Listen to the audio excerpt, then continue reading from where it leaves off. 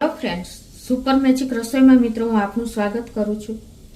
આજે હું આપણે લગ્ન પ્રસંગમાં કે ભંડારામાં જે બટેટાનું શાક બને છે ને, એવું શાક આપણે ઘરે ક્યારેય બનતું નથી। તો આજે હું તમને એક લસણ અને કાંદા વગરનું અને સ્પેશિયલ પેસ્ટ સાથેનું આ શાક તમારી સાથે શેર કરું છું। તો તમને ચોક્કસ આ વિડીયો ગમશે। ગમે તો લાઈક કરજો, શેર કરજો અને સબસ્ક્રાઈબ કરવાનું તો ભૂલતા જ નહીં। અને મિત્રો બાજુમાં રહેલું બેલ આઇકનને પણ પ્રેસ કરજો, જેથી કરીને લેટેસ્ટ વિડીયોની માહિતી તમને મળતી રહે। તો મિત્રો આ શાક એટલું ચટપટું બને છે ને કે આપણને ખબર જ છે કે એનો ટેસ્ટ આપણને દાઢે રહી જાય છે, એટલું ટેસ્ટી હોય છે। તો એના ઇન્ગ્રેડિયન્ટમાં આપણે 500 ગ્રામ બટેટા લીધા છે, 2 ટમેટા છે, 2 મરચા તીખા અને 1 આદુનો ટુકડો 1 ઇંચનો લીધો છે।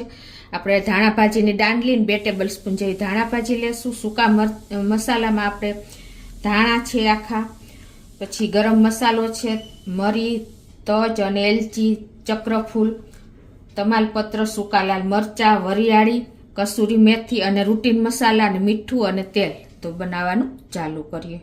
મિત્રો આ શાકમાં શું હોય છે, પહેલા તો આપણે બટેટાને બાફી લેવાના છે। તો 500 ગ્રામ બટેટાને આપણે કુકરમાં નાખી અને 1 ગ્લાસ જેવું પાણી નાખી દેશું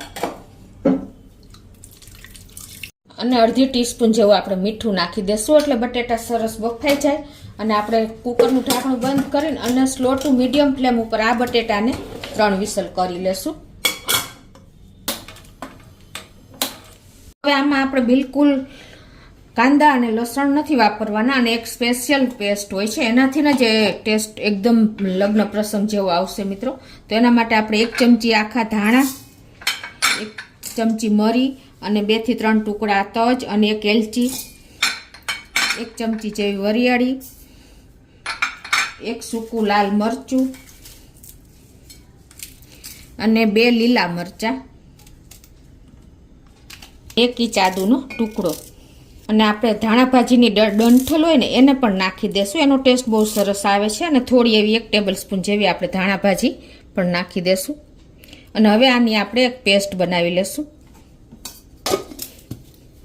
તો આ રીતે જો આપણે પેસ્ટ બનાવી લીધી છે, હવે એને એક વાટકીમાં લઈ લેશું। હવે જે આપણે 2 ટમેટા લીધા છે એને પણ આપણે આ રીતે સમારીને અને એની પ્યુરી કરી લેશું મિક્સર જારમાં નાખીને। આ રીતે આપણે ટમેટાને સમારીને અને એની પ્યુરી કરી લેશું। આ બાજુ આપણે ટમેટાની પણ પ્યુરી થઈ ગઈ છે તૈયાર, અને આ બાજુ આપણે 3 વિસલ કુકરને થઈ ગઈ છે, બટેટાના કુકરને। અને એ પણ જો એકદમ સરસ આપણા બટેટા કૂક થઈ ગયા છે। આ રીતે તમે એકદમ સરસ કૂક કરવાના છે, તો જ આપણા બટેટાની શાક એકદમ બહાર લગ્ન પ્રસંગ જેવું થશે। તો હવે આની આપણે છાલ ઉતારી અને તૈયાર કરી લેશું। આ બાજુ જો આપણે બટેટાને પણ ફોલી લીધા છે, અને હવે એક પેનમાં આપણે 3 ટેબલ સ્પૂન જેવું તેલ મૂકી દેશું અને ગેસની ફ્લેમ ઓન કરી અને મીડિયમ ફ્લેમ ઉપર આપણે તેલને ગરમ કરી લેશું। તેલ ગરમ થઈ ગયું છે। અડધી ટીસ્પૂન આખું જીરું, 1/4 ટીસ્પૂન હિંગ અને સૂકા લીમડાના પત્તા આપણે નાખી દેશું, 7 થી 8, અને 3 સૂકા લાલ મરચા, 1 તમાલપત્ર, 1 ચક્રફૂલ નાખી દેશું આપણે આમાં। આને આપણે સહેજ તેલમાં કૂક કરી લેશું, સૂકો મસાલો। અને હવે એમાં જે આપણે આ સૂકા ધાણા અને બધું નાખીને પેસ્ટ કરી છે ને, એ પેસ્ટને નાખી દેશું।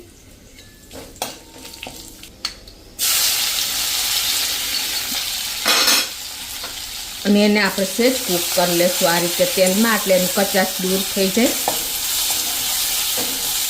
આ રીતે 1-2 મિનિટ મીડિયમ ફ્લેમ ઉપર કૂક કર્યા પછી આપણે એમાં 1 ચમચી જેવો ચણાનો લોટ નાખી દેશું। બેસન હોય તો બેસન પણ ચાલે। અને એને પણ આપણે 1-8 મિનિટ આ રીતે કૂક કરી લેશું। તો આપણું બેસન પણ જો મસાલો બધો કૂક થઈ ગયો છે, 2-3 મિનિટ જેવું ટોટલી થયું છે।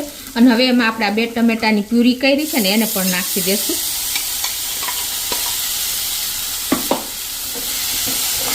અને મિક્સ કરી અને હવે એમાં આપણે સૂકા મસાલા કરશું।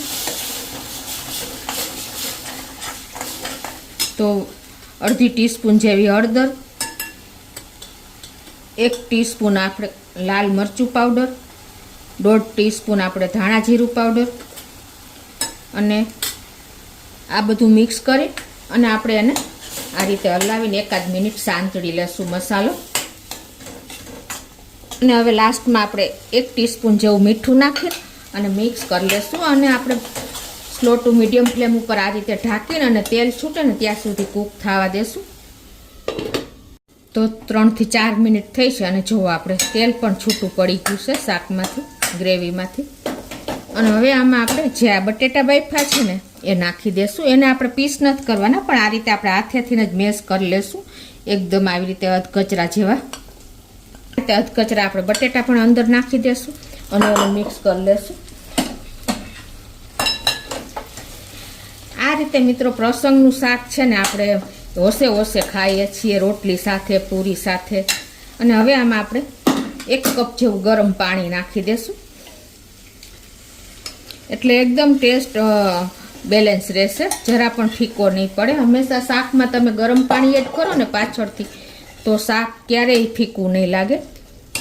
હવે આપણે પાણી નાખ્યા પછી 1 ટીસ્પૂન જેવી કસૂરી મેથી નાખી દેશું અને 1 ટીસ્પૂન જેવો ગરમ મસાલો નાખી દેશું.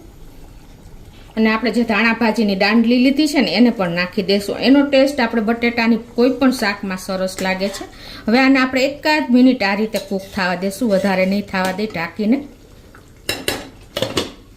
તો 1 મિનિટ જેવું થયું છે અને જો મિત્રો આપણું સરસ શાક રેડી થઈ ગયું છે. તો હવે આ સ્ટેજે આપણે ધાણા ભાજી અને લીંબુનો 1 લીંબુનો રસ નાખી દેશું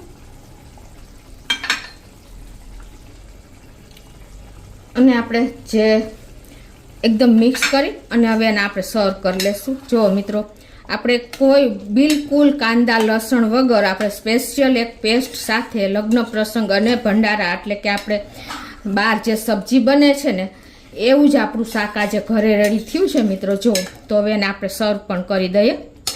તો હવે એને આપણે એક બોલમાં સર્વ કરી લેશું. જો મિત્રો આ શાક તમને રોટલી, પૂરી બધા સાથે તમે એન્જોય કરી શકો છો. એટલું ટેસ્ટી અને આપણે ચટાકેદાર ચટપટું એવું શાક રેડી થઈ ગયું છે. તો હવે ઉપરથી આપણે ધાણા ભાજી સ્પ્રિંકલ કરી દઈશું અને આપણે મરચાંની જે લાંબી ચિપ્સમાં કટ કર્યા છે ને એને મૂકી દેશું. તો મિત્રો આપણે એકદમ ટેસ્ટી ચટપટું કોઈ પણ જાતના કાંદા લસણ વગર સ્પેશિયલ પેસ્ટ સાથે આપણે લગ્ન પ્રસંગમાં અને ભંડારામાં જે બટેટાનું શાક બને છે ને એ રીતે આપણે એ જ ટેસ્ટનું બન્યું છે. તો તમને ચોક્કસ મિત્રો એક વખત આ રીતે ટ્રાય કરજો અને મને કોમેન્ટ બોક્સમાં જણાવજો કે તમને આ શાકની રેસીપી કેવી લાગી. ગમે તો લાઈક કરજો, શેર કરજો અને સબસ્ક્રાઈબ કરવાનું તો ભૂલતા જ નહીં.